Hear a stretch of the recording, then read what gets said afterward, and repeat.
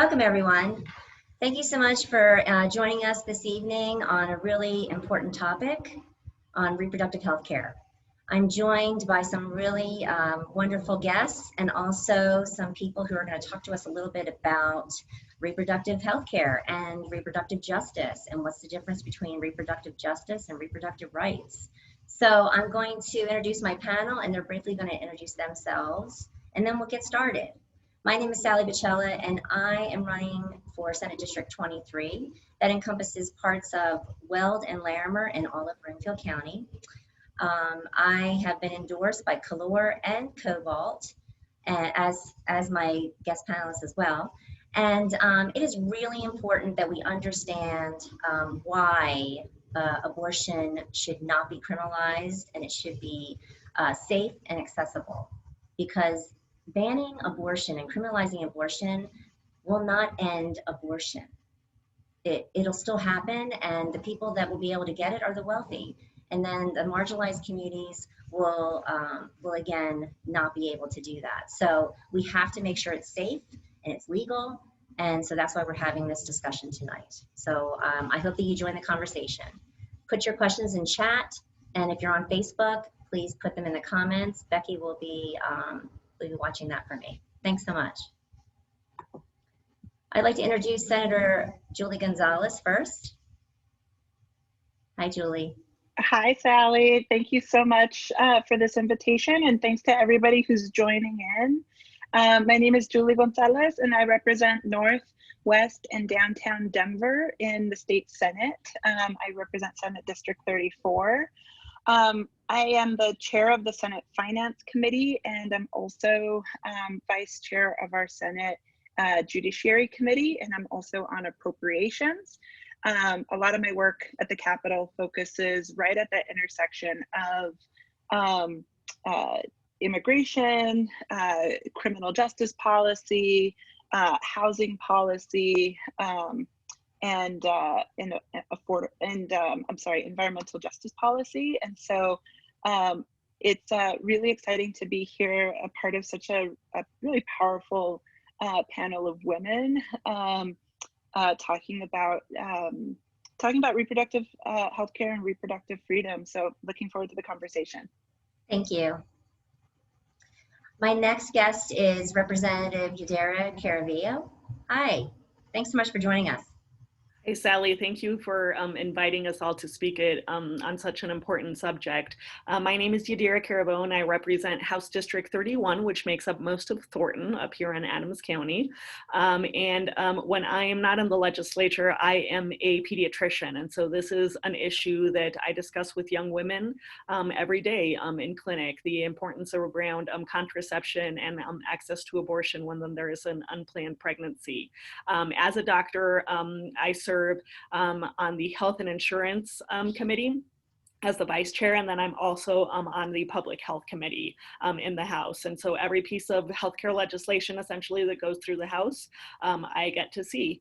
And I'm currently the only medical doctor in the House, so I get to focus a lot on healthcare legislation. So thank you so much for having me tonight. And looking forward to this conversation with an incredible group of women. Awesome, thank you.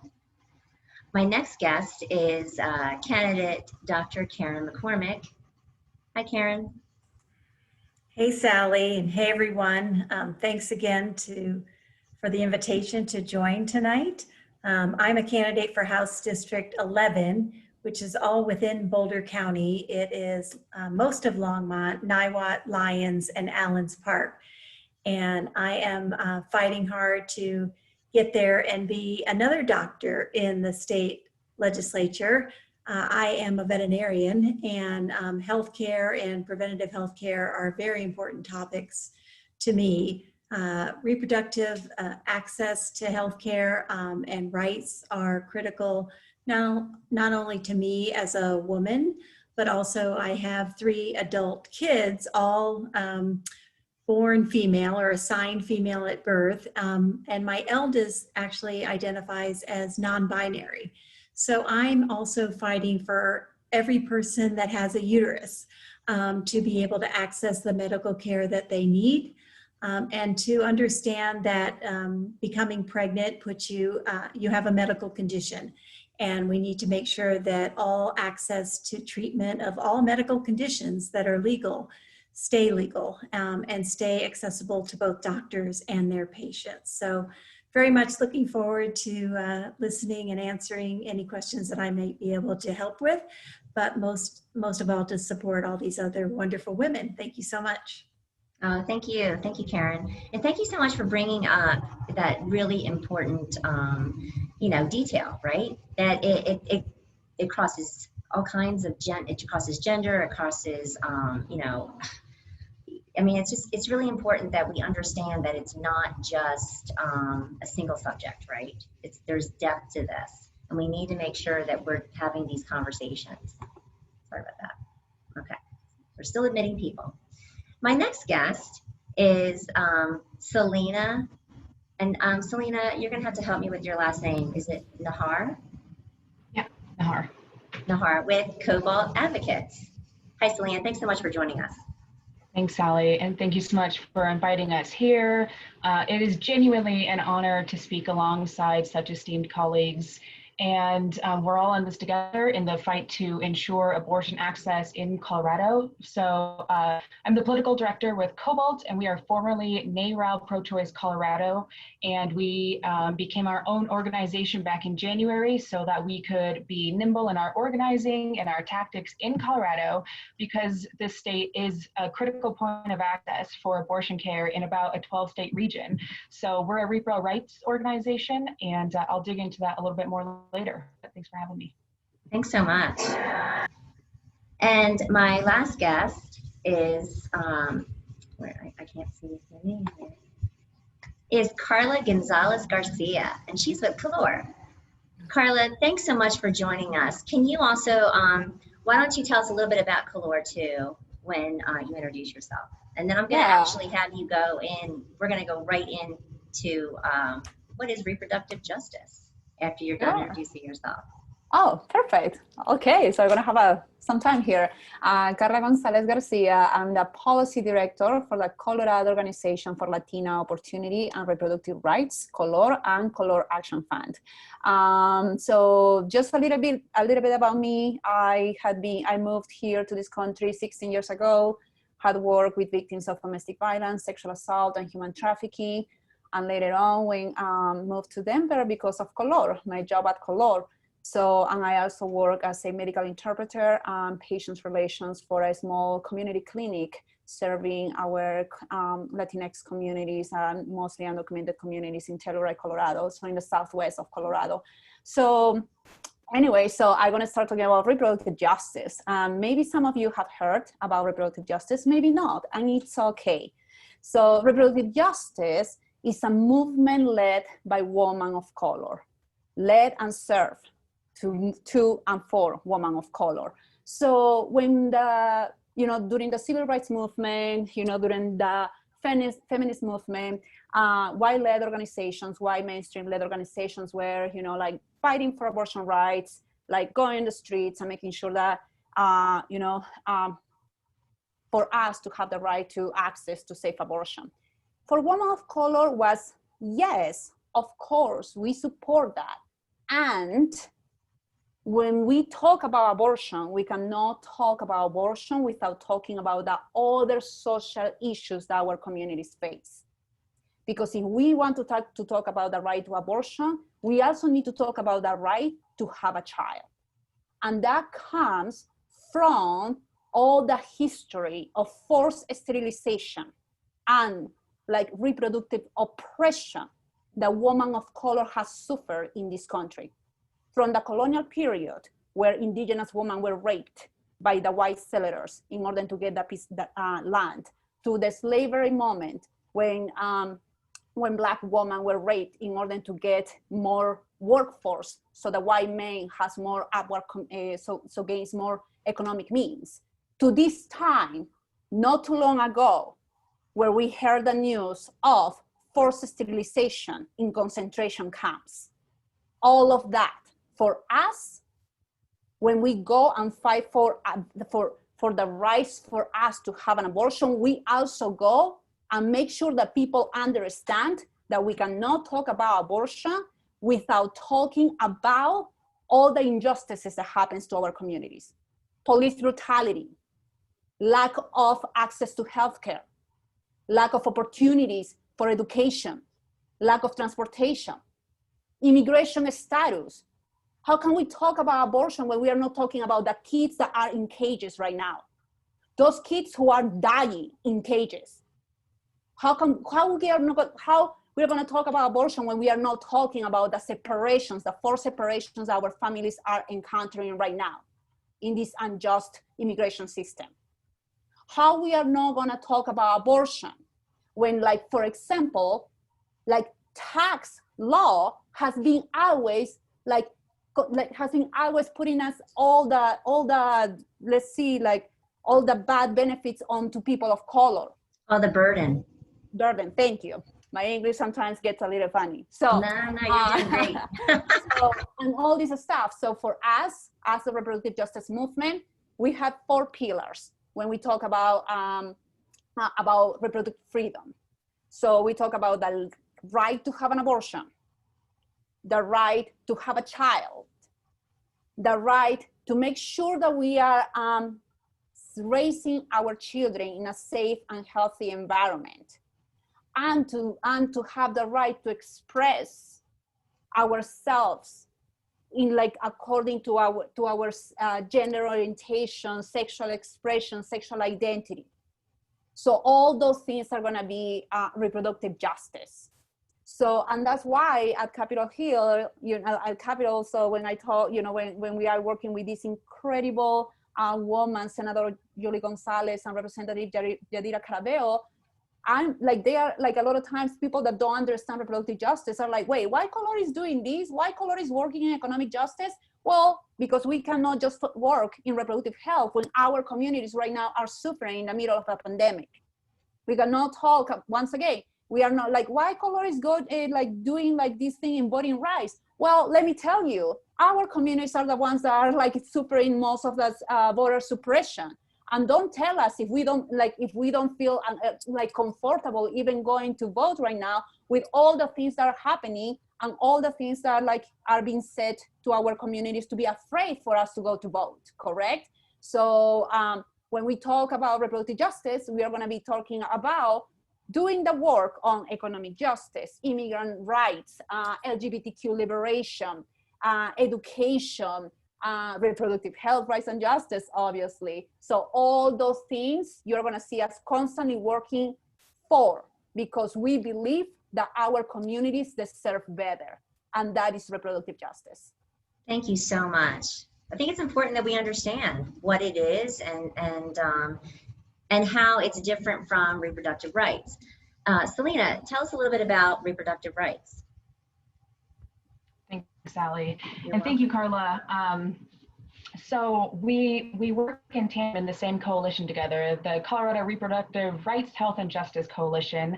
And our organization is explicitly a reproductive rights organization. So we focus on policy and electing legislators who are going to be in support of abortion access and reproductive freedom more generally, holding those legislators accountable, and also ensuring that these quote unquote bad bills, right? Any restrictions on reproductive health care of any sort, we make sure that they do not pass, and that legislators have what they need to be able to effectively take on those bills in committee. And we work to ensure that these champions of ours get elected. And that's why, we're so thrilled to support Representative Caraveo, Senator Gonzalez, actually, I guess all of the electeds and candidates on this call, Karen and Sally as well. So thrilled to be able to support these elected leaders who are going to ensure that Colorado stays a point of access for abortion care specifically. Selena, why don't you tell us a little bit about why that's important? Yeah, so I had mentioned this earlier, but Colorado is a point of access in about a 12-state region. So west of the Mississippi, abortion access gets pretty iffy. And so Colorado doesn't just see patients from within the state. We actually see patients coming here from across the country because either they couldn't get the care that they needed in their state because of whatever barriers were in their way. Maybe it was the law, maybe it was other barriers. We have a lot of folks come here from Wyoming specifically. When Texas instated their abortion ban as a response to COVID, which is nonsensical, if I may add, we saw a massive influx of patients coming here from Texas. So it is so important to maintain access in the state and ensure that not just Coloradans, but genuinely people from across the country can get this critical health care that they need.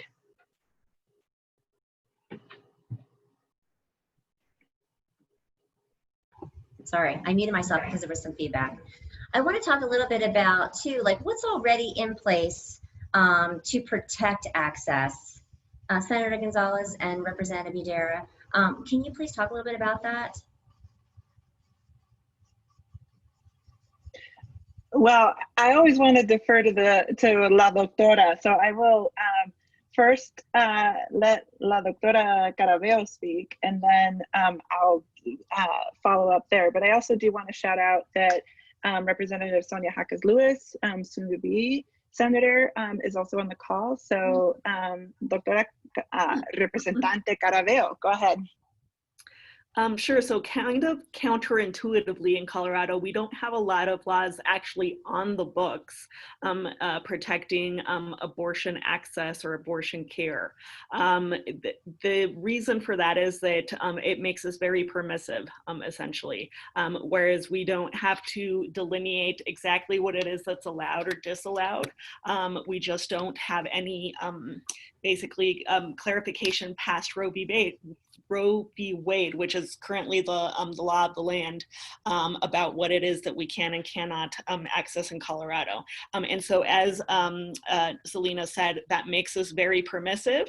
I think for a lot of us though, it makes us a little bit nervous given the possible changes that are coming to the Supreme Court on what exactly is going to happen after this.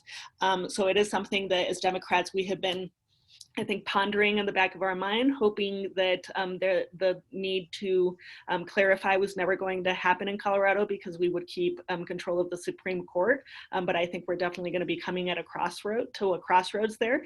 And given that La Senadora is on the Judiciary Committee and has probably better understanding of that whole process than I do, I will now hand it off to her to kind of handle the other part of this question. Thank you.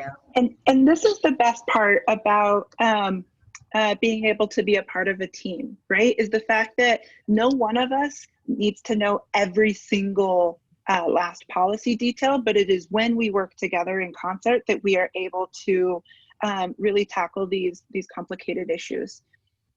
What is really clear right now is that the Trump administration in many ways has weaponized the courts. And we are seeing in very conservative states, we're seeing state legislatures move forward incredibly restrictive policies in order to try to get something up to the level of the Supreme Court so that there can be challenges to Roe versus Wade. There have been a number of legal cases that have made it all the way to the Supreme Court, and a number of other cases, particularly from not here in the 10th Circuit, but in other circuits across the country that are really seeking to challenge different aspects of it. So it's sort of a for folks who are maybe not lawyers. I'm not a lawyer either. I just sit on the Judiciary Committee, but for folks who aren't lawyers who don't follow this, it's kind of a death by 1,000 paper cuts strategy where they're trying to just chip away slowly at abortion access, right? Which also then has a whole other set of complications. In some states, we're starting to see limitations on access to even birth control, right? And I just want to close by saying that this is exactly why majorities matter, right? That because Congress is so broken, Congress can't figure out what day of the week it is, much less, I don't know, an actual response to COVID or, actual policy to ensure health coverage for millions of Americans.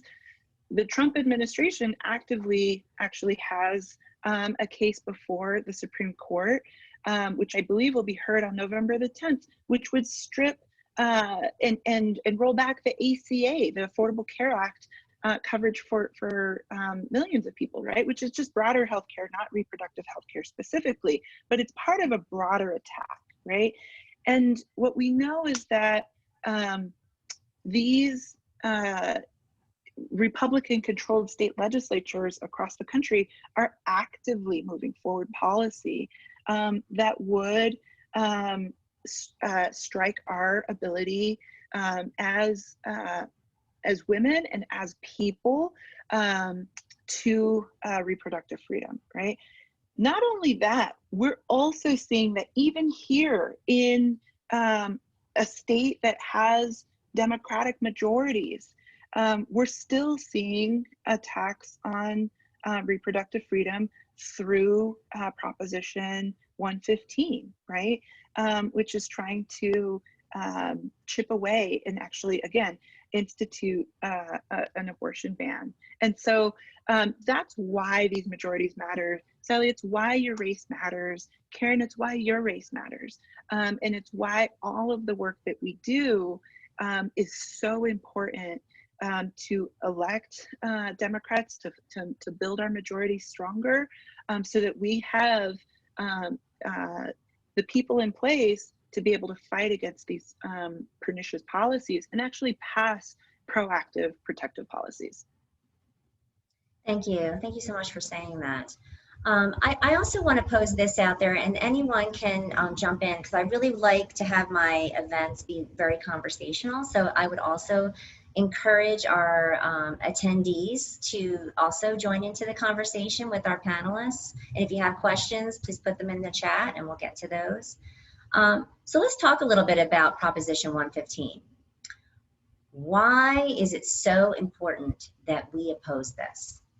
And I will go through the whole panel, and I would love for some of our guests who are here as well, our attendees, to also talk about why they're joining us on this call today, if they'd like. So I would love to pose that first to Karla. Thank you for that question, because this is a very important question, because a lot of people don't understand what is Proposition 115, correct? Some people think that this is kind of like a compromise, correct? When we don't know, we just try to, we hold into our beliefs and to things that a lot of times we don't, we are scared of, correct? However, this proposition, first of all, like many other abortion bans that has happened in a country, is just a step to take away later on all abortion care. And because in Colorado, 4 times we had already defeated personhood, 4 times Colorado voters were, no, we want our reproductive freedom. So the opposition has brought this this abortion ban, because they were like, oh, this polls well around people because people don't know much about it. And let me tell you what actually this proposition does. This proposition, first of all, will ban abortion at 22 weeks, meaning when we know that just 1% and less than 1% actually, when it keeps growing in the station, needs to have an abortion, we are talking about an essential health care that is gonna try to be taken away for families, and specifically for pregnant people. And then we are talking about this it's a cruel proposition, because when you're talking about a person that is already going through a fetal diagnosis, through a fetal diagnosis, and then you are imagine if this passes, you are telling them by the way, you don't have options. You're gonna need to like have this pregnancy through the whole entire time and not be able to decide how you want to proceed, you know, with your pregnancy. That's just like completely cruel. And on top of this proposition doesn't have any exceptions. So if you're a victim of rape and you weren't able to get care prior to 22 weeks, you will need to have to continue the pregnancy. If you were a victim of incest, same thing. And if you, as a pregnant person, have health conditions that would jeopardize your own life, you still need to go through the pregnancy with a high possibility of you dying because of the pregnancy. And let me tell you just a really quick, unfortunate story. I told you that I was a victim's advocate. We had a client that was a minor, 15, 16 years old. This minor, unfortunately, was raped by her father. She didn't even know that she was pregnant after 22 weeks. And on top of that, we needed to like help her, not just to get a care from like Southwest Colorado to Boulder. We needed to help her to get transportation, food, hotel, the money to cover that.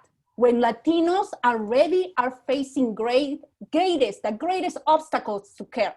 We just heard about the Commonwealth Fund saying that Latinos and people of color in this state die 22%, 20 to 22% more than white people because of the access to health care. So on top of everything, we are facing this obstacle to care for people that in reproductive age. That is just cruel. So that's why we need to stop this. Thank you. Selena? Thank you. Sorry, I was typing in the chat here. So first, I just want to say, following Carla is always so difficult because you lay everything out there and there isn't much for me to say except yes to all of that. I do want to point out though that in the chat here, the lovely Amy Lynn has included her story. I wasn't going to say anything unless you said something, but Amy Lynn has been one of our advocates testifying at the Capitol. She testified against the 22-week ban bill because they put forward basically a mirror piece of legislation this past session, and Amy testified against it. So by all means, Amy, don't let me speak for you, but with regard to why we need to defeat 115, you know, this bill, and this was also pointed out in the chat, this bill makes no exceptions for the health of the pregnant person, the health of the baby, rape or incest. And like Carla pointed out, a lot of the times in those specific scenarios, the young person who is pregnant is young enough that they don't understand, they don't know that they're pregnant until too far along.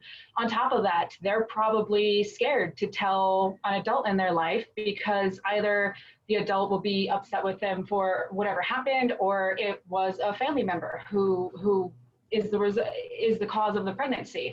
So the bottom line here is that all abortion bans are political. They are not motivated by medical guidance or any medical best practices. They are all political with the express intention of forcing pregnant people to carry to term no matter what. I noted this in the chat, but one of the proponents of this measure has stated multiple times on multiple different platforms that one of their intentions behind this measure is to force survivors of rape who are pregnant as a result to carry to term. They have expressly said that multiple times. So it's a cruel measure to put forward. And at the end of the day, if somebody is seeking, again, about 1% of abortions happen after 21, 22 weeks. And if somebody is at that point, it's because something went wrong and they very much need access to this healthcare. Amy, I'd like to unmute you. Could you speak a little bit about your story? With Sure. With your permission. No, that's fine. So yeah,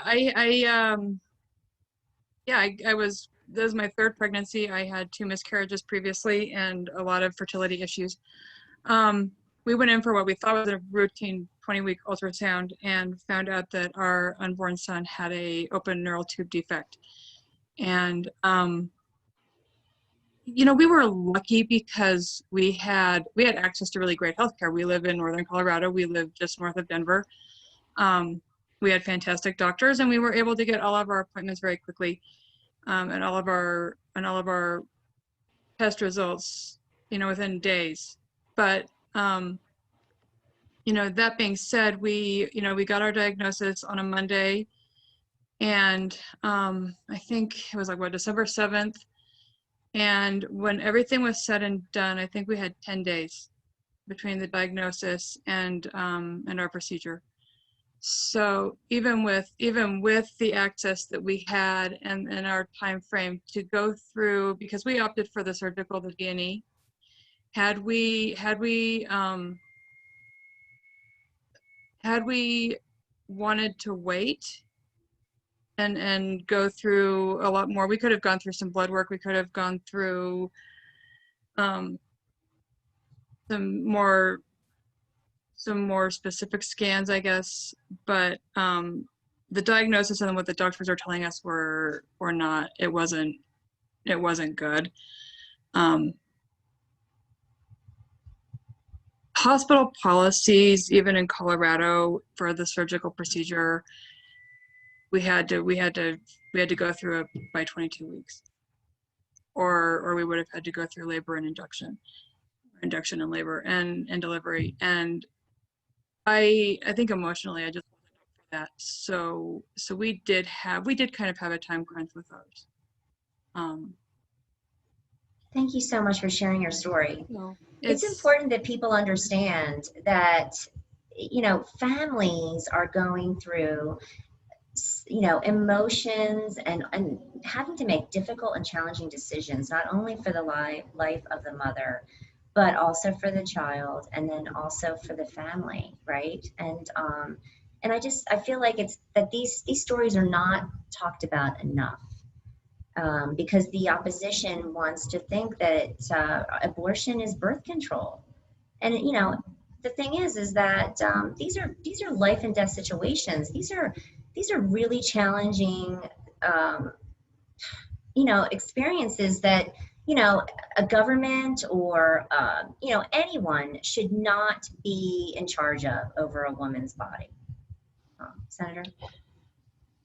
If I can just say it is that when I think about my own life and my own trajectory, you know, I grew up and I went to high school in deep South Texas, and I used to sit in a lot of judgment, and I used to say, well, I'm pro-choice, but I would never find myself in that situation. And then I had a friend who actually went through an abortion procedure, and I sat in a tremendous amount of judgment, and I realized that everything that she was going through was already hard enough, and that she didn't need my judgment on top of that, you know. That these, exactly what you're talking about, Amy, in terms of like there was already so much happening for you in your life, in your family, and your decisions. We don't need to layer on politics on top of that, right? And that's what I feel like is most important, right? Like this idea I think, for me at least, of reproductive freedom. And what I wish I could tell my like high school version of Julie now is that reproductive freedom is really this idea that every single person has the ability to make the right choice for them, and that two different people may have very different decisions, but that if that's the right choice for them, free from stigma, free from a politician or a state ballot initiative banning them from being able to have the full range of choices. That's really what we're talking about. And so it is the stories of people who are willing to come forward and share their experiences. It is the stories of medical professionals telling us, like, hey, give us the ability to exercise our judgment as, you know, a pregnant person's doctor, right? Like, those are the folks who should be making the decisions, not us as politicians. And I say that as a senator. We should be working to expand the full range of options, so that when a decision needs to be made, that folks can have that full ability to make the full range of options. I absolutely agree with you. It is not our place to be making those decisions. And what is our place is to expand that healthcare, right? So that everyone has the options to make those decisions and have the right access. Karen, did you want to, after Yadira, after Karen speaks, I wanted to talk to you a little bit about your experience as a pediatrician in regards to this subject. Karen?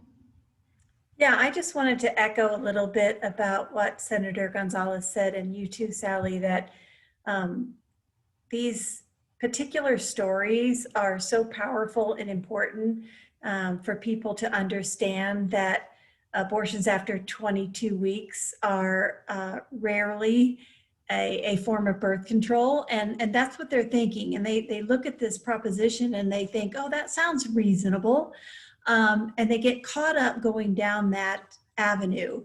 And I just wanted to draw back a little bit to the point where I get really just viscerally upset that we are talking about passing laws on a person's body, and that we have the government in the exam room between a patient and their doctor.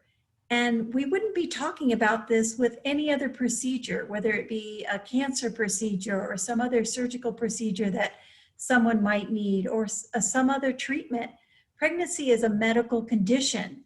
All options to treat pregnant people need to be left up to the medical profession. And so I just will continue to work for the day where we stop talking about this, because it is a medical condition that we are allowed to take care of our own bodies, and that we have a medical profession that will not feel like they're doing something illegal when it's legal.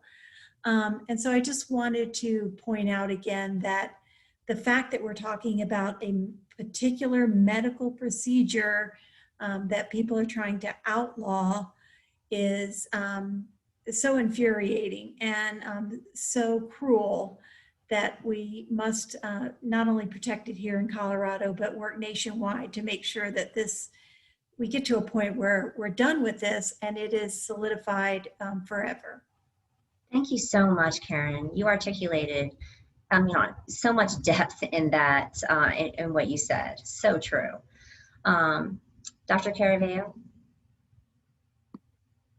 I mean, these women had made incredible points. I want to thank Amy Lynn in particular for sharing her story and for pointing out that she had all the healthcare resources that she needed, and despite that, she was put in a position to make this choice. We live in a country where not every single person has access to that kind of healthcare, and in particular, until we have that, we can't be forcing people to carry pregnancies when they didn't have any of the information that they needed to determine whether they needed to terminate a pregnancy earlier. I see in particular teenage girls who are in denial, right? They probably intuitively know in some cases, or like intellectually know, that there is a pregnancy that they're carrying, but they're scared, and they're under their parents' healthcare plan still, and they don't want their parents to find out that they've had sex, let alone that they're pregnant. And then to say now, well, it's too late, you're 23 weeks along, and so now we're going to force you to carry this pregnancy, in particular in those instances of incest or rape, is just incredibly cruel. I've seen seen grown women who just don't have access to OB appointments, don't have access to those ultrasounds that would have given them the option to know that their child that they're carrying has what turns out to be a fatal diagnosis for the fetus. And to then say, well, I'm sorry that you didn't have access to good health care. Now we're going to force you to carry this pregnancy to term and put that child under undue suffering is certainly not fair. And what I will tell you that another level of unfairness, it's hard to talk about this when it's, the choices that women are going through, but this is going to have huge effects on physicians if this law is passed, because they have spent their entire lives training for what is medically necessary and medically correct, and they have devoted their lives to saying, this is what I'm going to do for my patient because it is the right thing medically to do, and then to say, well, we've passed an arbitrary rule, and so now you're going to lose your medical license for a number of years, and we're going to fine you for providing medically appropriate care, is insane. We already have an issue with access to abortion care in this country, and then to penalize and take the licenses away from the few doctors who can provide this care, it's just another way to limit access to abortion care. So the repercussions of this law are huge, and it's written that way because they're trying to pass it, a wolf in sheep's clothing.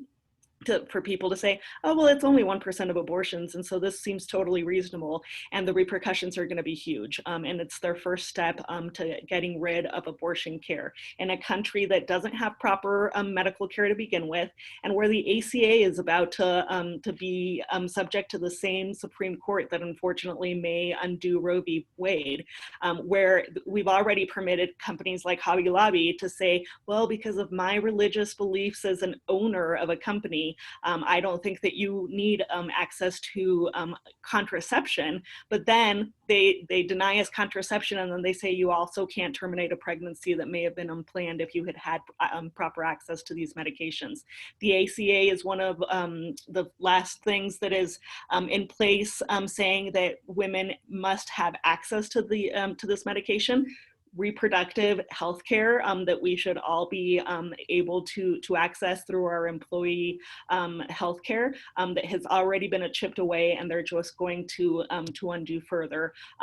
We don't legislate men's bodies at all. Why is it okay to tell women that they can't control their reproduction in any way? Thank you so much. Talking about contraception and having it being available through healthcare, I would like to talk a little bit about that, because a lot of our marginal members of our communities, like you said, they may not have access to good healthcare, and so when we talk about limiting abortion, also access to it, not let alone affordability, we have to talk about affordable and accessible healthcare, comprehensive healthcare overall, right? Because to me, and I'm sure a lot of people on this call, we agree that abortion and mental health and all these other things are just healthcare, right? So I wanted to bring that up, and I wanted Carla to speak to that, also Selena. Yeah, thank you for that topic too, because as you mentioned, yes, here in our state, Latinas folks, like we are around 22% of the population, and still our communities, our, women and people in reproductive age cannot access to birth control because it is really expensive. And then when we zoom up, or you add, for example, that most of our communities, unfortunately, are in low wage jobs with no policy protections, with no access to healthcare. So we are seeing like this kind of like zoom up of like different obstacles that makes it so difficult for us and our communities to access, just even contraceptive. Like right now, for example, in my work in Southwest Colorado in rural communities, a lot of times clinics don't have the programs that they need in order to provide these services to women and people of reproductive age, correct? And we are talking about undocumented people which is another burden of an immigration, that they can no access to the health care, to the proper health care. Because at least for us, for those of us who have a documentation, we can have maybe some type of access or some type of social and cultural capital that will allow us to, or help us to get that access. But for undocumented folks that are already in like very, very, like a very bad situations, and on top of that, put that burden on them, that's a lot. And when we were talking, for example, Senator Gonzalez was talking about how, you know, like there is now companies can like not provide contraceptives to you because of the religion. So we see our communities, for example, some members of our communities, even like holding that shame, even within their families too. So we need to also be able not just to talk about these issues, but about accessibility, but we need to also be able to talk about shame and stigma. Because a lot of times shame and stigma is actually way worse than other issues in itself. I'm gonna say just a very little brief story on this. Peru, abortion is illegal. I was 21 years old when I got pregnant. I got pregnant because we didn't have access to contraceptive. I got pregnant because my mother, even if I got contraceptives, I was super scared that my mother will access my contraceptives. I was scared that my mother will see the condoms in my room. So yes, I got pregnant. And guess what? I was scared to death to go for an abortion because my friend, when I was young, died from an unsafe abortion. That's why I do the work that I do, because of her. I was in the bed when I was crying inconsolably because I thought that I would never wake up, because I thought I was going to be dead like my friend. And so these situations, like all these bans, are just another way to make abortion unsafe, because they are going to exist no matter what. You just put it in make it unsafe and make it literally for women to die. Thank you, Carla, for bringing that up and for sharing your story, because again, that's how we can really press through, is when we have personal stories. And I think it's important that we know that if abortion it gets criminalized and there is a ban, these are the situations that are going to happen more frequently. And so if we really do care about life, we should be thinking about this. Selena, did you want to add something? Thanks, Sally, and thank you, Carla, for telling your story and being vulnerable. Yeah, that's a big part of the reason that the anti-stigma work, the de-stig work, is a big part of the reason that I am also doing this work. Somebody very close to me in my life who still isn't comfortable talking about her story. She doesn't say it in so many words, but I know by talking to her about her experience, and this was in the 90s, so abortion care was legal, and it was still the single most traumatic event of her life. I can tell that without her having to say those words.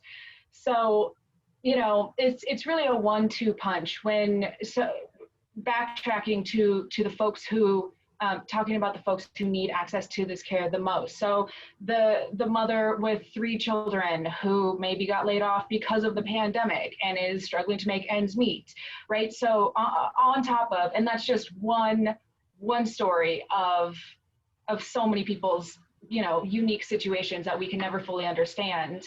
And Selena, this has been happening throughout history. Yeah, absolutely. And you know what, even when abortion isn't legal, pregnant people still seek abortions. They're still going to happen. It's a matter of whether or not we want them to be safe, because when they're legal, they are safe. And you know, the 1-2 punch of, after you get this necessary health care for whatever your reason is, then to not be able to feel like you can either confide in your family or your friends or society at large. You're worried that society at large is going to think less of you for seeking necessary medical care. It's awful. And I am so grateful to be working in this movement with Carla to to change that. And, you know, having conversations like this, Sally, thank you so much for hosting this event. And the more we talk about it, the less it's going to be an issue that maybe some people hesitate to talk about. So, you know, thank you so much for hosting this event. Oh, absolutely. We have to keep having these conversations. So we're about out of time. Is there anyone that wants to add anything? And that includes our attendees as well. Please raise your hand. You can use the little raise your hand, or you can just raise your hand and I can see you. Oh, hi, Pat. Unmute yourself.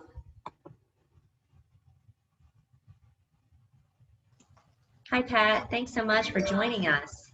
Well, this is really an honor to be amongst all these young and aggressive and politically oriented women. My story goes back to history. You won't believe it, but I've heard these stories 1,000 times. I was a young nurse in 1963, just graduated from nursing school, and I was so proud to be a nurse. And I was working in, they called it the recovery room, but it was really intensive care unit, cardiac care unit, everything combined. And a young Black woman came in who had a back alley abortion. She was my age, she was a newly graduate nurse, and she had had somebody who wasn't trained, somebody who didn't use sterile instruments, give her an abortion. She died. She was my patient, and she died, and it was the most horrible death I've ever seen. It was painful, it was dramatic, and it was spiritual. And I can't believe that it's over 56 years, we're still telling the same stories, we're still trying to push through, and we're not making any headway. Karen, you talked about, you know, we hope it's done someday. I hope it's done someday. This is a horrible thing they've done to women, and they continue to do it. And I think we're all warriors, and I don't know how it's all going to go, but keep fighting. I have been fighting for Planned Parenthood and family planning since the early 70s. I set up family planning clinics in Western Massachusetts. I fought with doctors, I fought with hospital administrators, but they came around and they set up family planning clinics. I can't believe what has happened to Title IX over the years. It's amazing, it's tragic, and thank God we have women like you that are gonna fight even more and longer. But let's get this over. Karen, you're right. Let's get this issue done with. It's not a political issue. It's a moral and social issue. And it's a woman's issue. So thank you all. And Sally, thank you for putting this together. This was beautiful.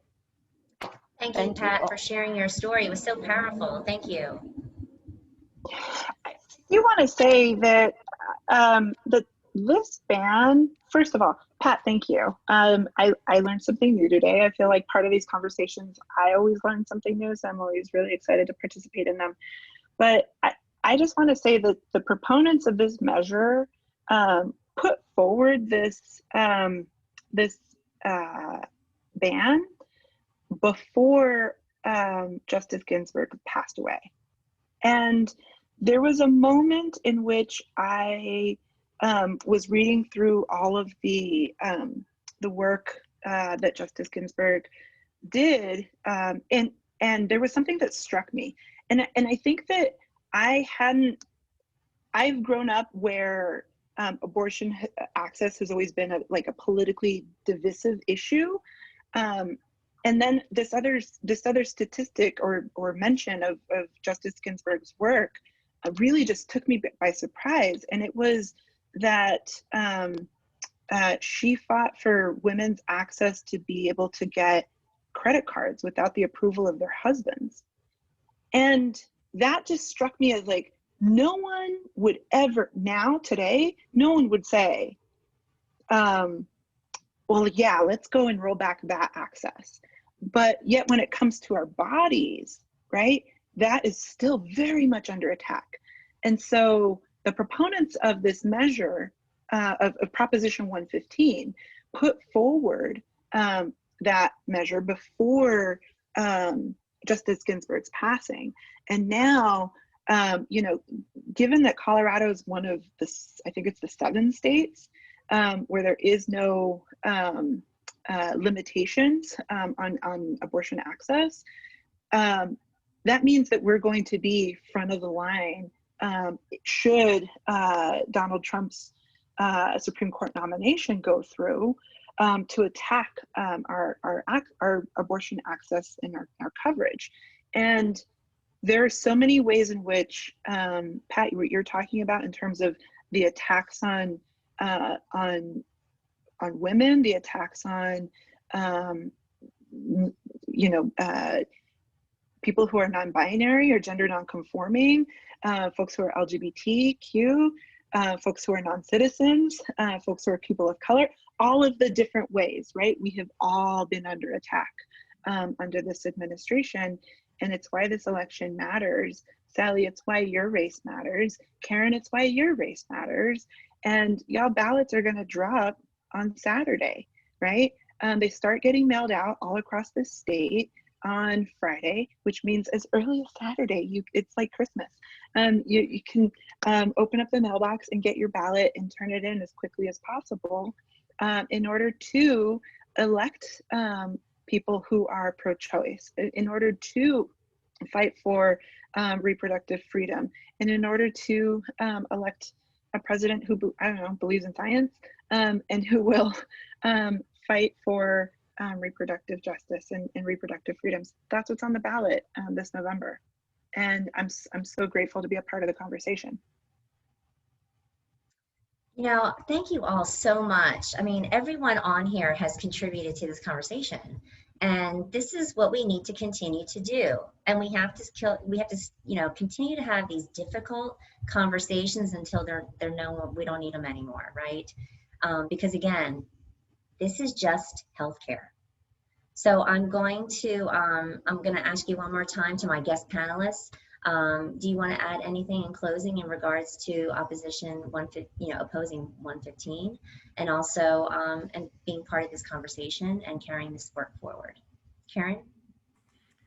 Yeah, I just want to say about voting in general, I would encourage everyone to start at the bottom and work your way to the top and end with a bang. And even though we are encouraging you to vote as soon as possible and get your ballots back, don't rush. Make sure that you understand what you're voting for and against on each ballot initiative, because this one is critical, but there's a whole bunch that are critical on there. So start at the bottom and work at the top and finish with an exclamation point. Thank you, Karen. Carla? Yeah, so I guess to you all, like, thank you so much for being here. And also, both know, like, 115 is too much of a burden for our communities. A lot of times, you know, there is this saying right now in the movement, correct, about how people can't understand barriers, because a lot of times white privileged people that don't experience that. Our communities know what that means. Our communities understand barriers. So, but just because it's not personal to you, doesn't mean that it's not gonna somehow affect you. So vote to protect not just yourself, but also communities that do not have the privilege to access the care that they need. And also the other thing that I like to say is, like, vote if your kids were the ones that are in cages right now. Thank you, Carla. Selena?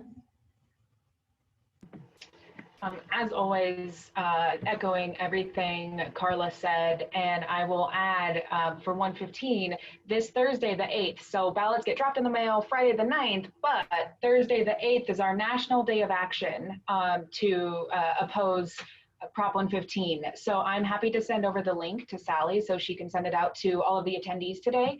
But, you know, if you have 1 hour of free time and you are willing to make calls or send texts or even just join our virtual rally and learn a little bit more, we would be so grateful. I absolutely know that we can defeat this measure, and I know that it's going to take all hands on deck to do so. So thank you all so much for joining, and have a good rest of your night. Thank you so much, Selena. Representative Caraveo? You know, I think there's been 3 other ballot measures in the last 12 years trying to do this exact same thing. Let's keep saying no and no and no until they stop trying to take this right to healthcare away from us, so that we can honor the work of women like Pat and Selena, and the experiences of women like Amy and Carla, and the work that we all do together to say, this is not, you're not taking this away from us. Thank you. Thank you so much. I just want to again thank you all for being part of this conversation. I will continue as your next state senator for District 23 to have these conversations, because that is the only way that we will move forward and really create policy that's going to not only help all Coloradans thrive, but also help expand such an essential need as comprehensive health care, which includes reproductive freedom. So thank you again. And if any of you have questions that are listening that weren't able to join us, please send your questions, or if you'd like to learn more about why it's important that we oppose 115, please send that to Sally at sallyforcolorado.com. And I will not only answer for myself, but I will also put you in contact with someone who can talk to you more about the actual bill itself. So thank you again. Have a great night. I appreciate all of you and everything you do.